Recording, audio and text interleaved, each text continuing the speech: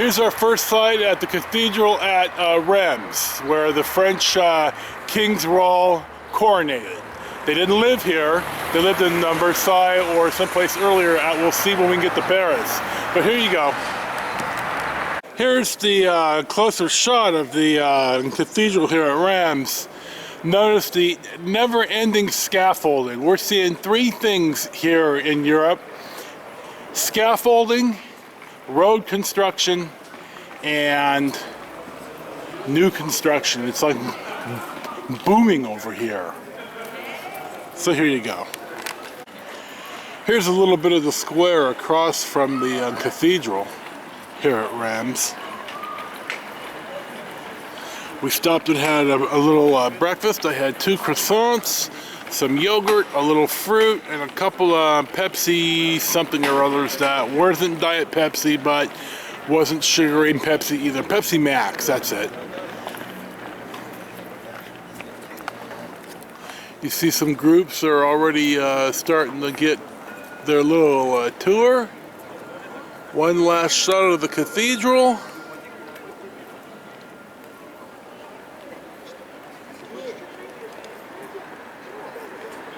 And I think we're almost done here. We're going to a museum that opens at 10 and closes at 12, and it's after 10 now, so go figure. Here are my 3 traveling family in the boulangerie, the Ronde de Pain. Of course I'm not saying it right. I did manage to say hello to somebody sitting by me in the square. He asked me if I was English, and I told him American, and he was all impressed that we came all this way to Reims just to look at the cathedral. So here's another little shot. Shot of where we are. I don't know what casino is in French. I know it means gathering place in Italian, and the Americans have corrupted it to mean a house of gambling or a gambling hall. Right where the blue part is on the street, down the street to where the parking garage is. You can see they have 290 places left. Here's our 360, and there you have it. We're in the Eisenhower Museum in Reims, or RAM I think they call it.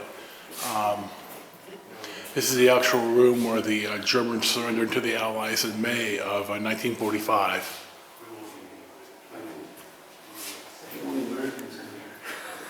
The museum closes here pretty quick, so we're going to have to take our pictures here in a hurry. They have a 12 to 2 siesta, so we're going to hurry up here. Here are some mannequins, and this one on the left is an American bomber crew member. And then the one right in front, this is a German, let me get up here and look, I don't have my glasses on. A flat gunner. Man, it's hot in here.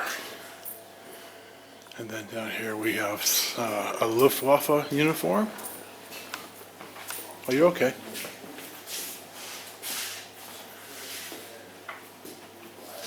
And then some guys, some from the 101st Airborne.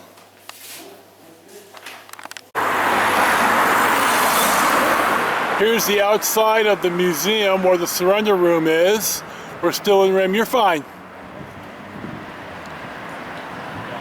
The museum is open from 10 to 12 and 2 to 5, I think, so they take a siesta.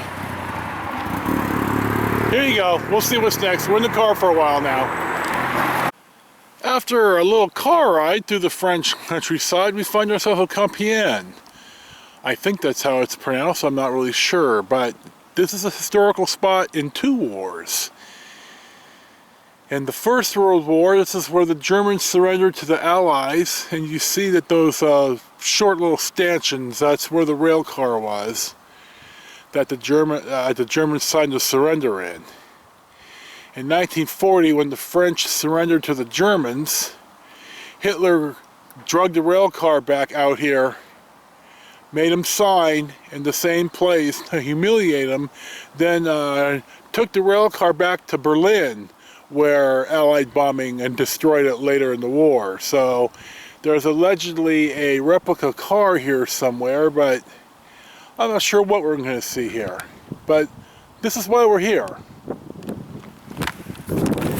Now, I do want to say that we skipped Verdun because there was a 70% chance of rain, and in Verdun it was raining ass. And we didn't want to get all wet, so we skipped it. So this is an important spot in French history and in German history. Not really so much in our history, but this is still important to see. So we're gonna take some stills and look around, and we'll see what's here to be seen.